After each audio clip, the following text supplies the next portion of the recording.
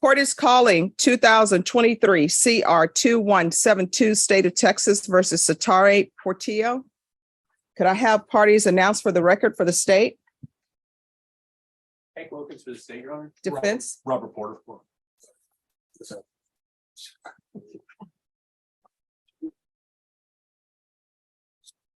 All right, so we're here for sentencing. We've been waiting for the results of a UA and that result hasn't come in yet.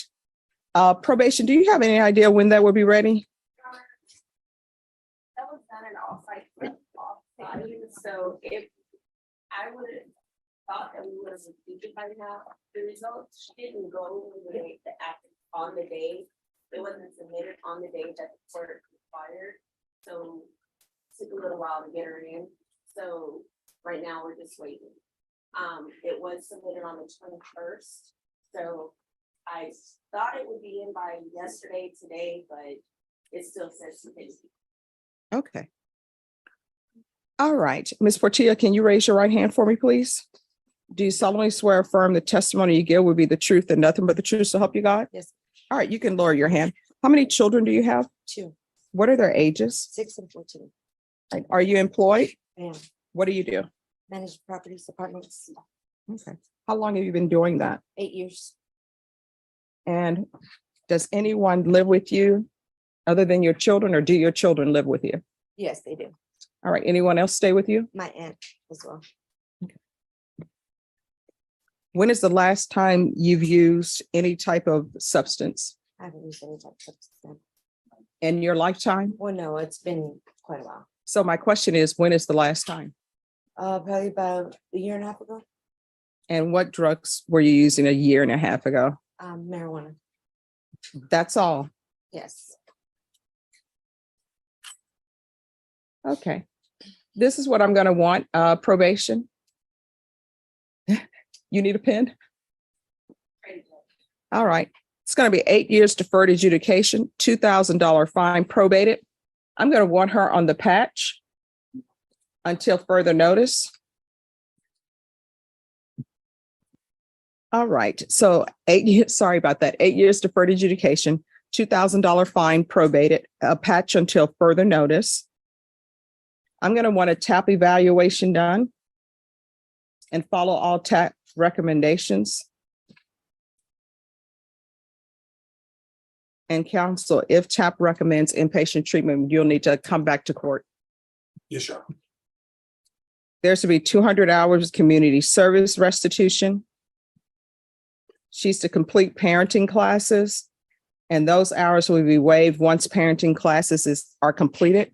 And probation, you can decide which parenting classes you all think would be appropriate for her. Proof of employment. Y'all need to whisper proof of employment within 30 days. There's to be no employment as a home health care provider or with minors. Regular reporting by Zoom or in person. I'm going to want field visits one time every 3 months, random. And that's until further notice. Who is Michael Portillo? That's your son. juvenile child, right? Yes, ma'am. Who is Maria Avalos? My ex-mother-in-law. There's to be no contact with Maria Guadalupe Aveles. I guess that's how you pronounce it. Aviles. Avalos. Could I say something though? Sure. Oh. Well, because my mother-in-law, we do have a lot of contact with my daughter, so we have to contact each other. There's a certain quiet patience you can see on Judge Boyd's face, like a teacher watching the class stumble through excuses they've used 100 times before. One by one, defendants step up, offering explanations that sound less like legal defenses and more like children caught with cookie crumbs still on their lips.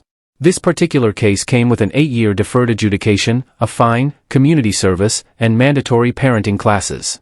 Why parenting classes? Because, believe it or not, raising children actually requires showing up, taking responsibility, and doing the hard work. And then came the familiar refrain, "I haven't used in ages," followed by the quiet admission that yes, there was that one slip, maybe a year and a half ago. That's the courtroom version of "I'm totally clean," with a little asterisk attached. No contact with the ex-mother-in-law was another condition, which honestly might be more of a relief than a punishment in this situation. But the most 21st century twist? Zoom check-ins. Nothing highlights modern accountability quite like logging into a pixelated video call to update your probation officer. A digital reminder that your freedom still comes with strings attached. Because I'm not supposed to have contact with her, my ex-husband. Oh, for kid exchange. Yeah. I'm gonna have to find somebody else. I'll talk to him about that. All right, thank you. Probation, is there anything else she needs? No, Your Honor. Is there anything else you need from the court to be successful? No. All right, I'm showing you what's entitled Trial Court Certification of Defendant's Rights to Appeal. And counsel, I believe I gave you a copy last time. Did you review that with your attorney? Did you understand it and did you sign it? Yes. Because this is a plea bargain agreement, because I followed your plea bargain agreement, and because you waived your right to appeal, you do not have the court's permission to appeal. Do you understand? Yes. Sir. All right, from here on out, everything that you do in your life, there are two questions you should ask yourself before doing them.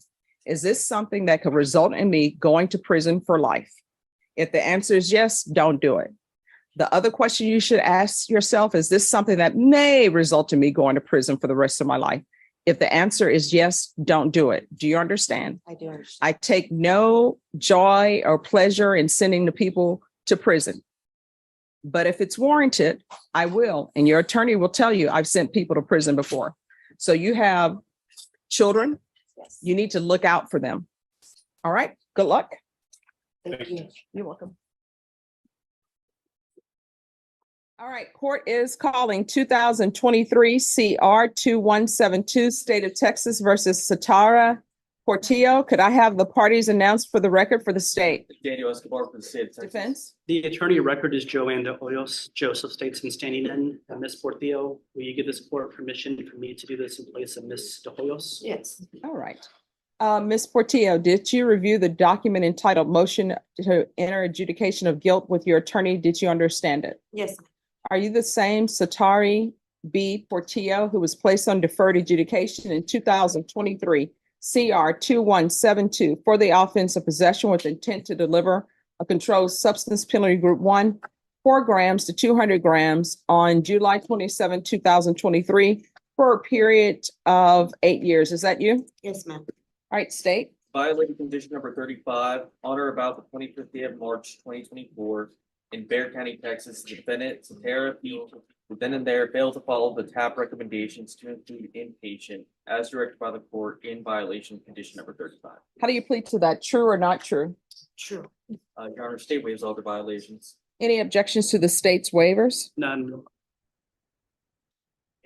Did you understand by pleading true to violation of condition 35, the court could find it true, grant the motion, find you guilty, sentence you up to life in prison and up to a $10,000 fine? Yes, ma'am. Knowing that, do you still wish to plead true to violation of condition number 35? Yes. Court will find violation of condition number 35 true. Is there a proposed agreement? Yes, Your Honor, it's altered amend for state ISF, the substance abuse program, followed by aftercare with ISP, weekly UAs with zero tolerance.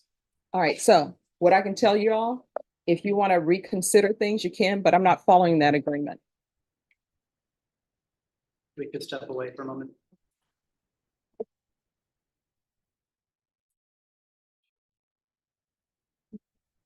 We're gonna go back on the record in 2023 CR 2172, State of Texas versus Satara Portillo.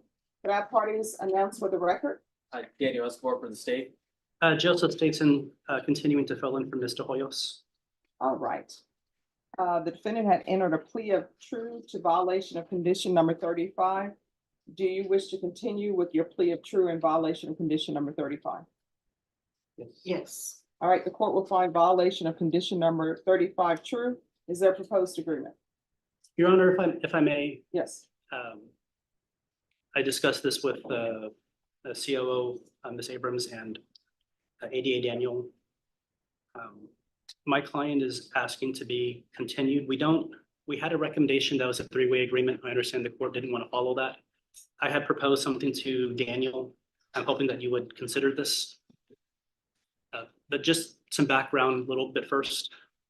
Her prior MTR was disposed of February 27th, 2024. But she was booked February 3rd, 2024. So from February 3rd till today, according to the clerk, it's 137 days.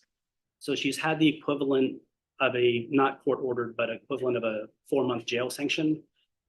She will admit, well, she did admit that she refused to sign conditions for inpatient. She's willing to do not just ISF, she's willing to do SAT-F. She's willing to redo all her classes. She's been in jail for quite a long time. That's her own mistake. She admits that she didn't want to sign it. Maybe she was reluctant to, but she thought that she was supposed to get out. It played out like a courtroom tango, except only one side knew the proper steps. On one hand, the court expected rules, deadlines, and accountability. On the other, the defendant seemed to be improvising, hoping charm or delay could replace responsibility. Here's the problem: they had 137 days to follow through. 137 days to sign the agreement, to prove they understood what was expected.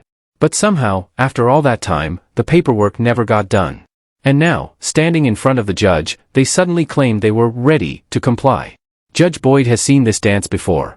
His patience may run deep, but his words carry the weight of a gavel, firm, direct, and impossible to sidestep. He made it clear that last-minute promises don't erase months of inaction. The lesson? A courtroom isn't a stage for excuses. It's a place where actions, or in this case, lack of action, speak louder than any declaration. Choosing not to comply out of sheer stubbornness doesn't create a loophole. It doesn't earn sympathy. And it definitely doesn't work as a get-out-of-jail-free card.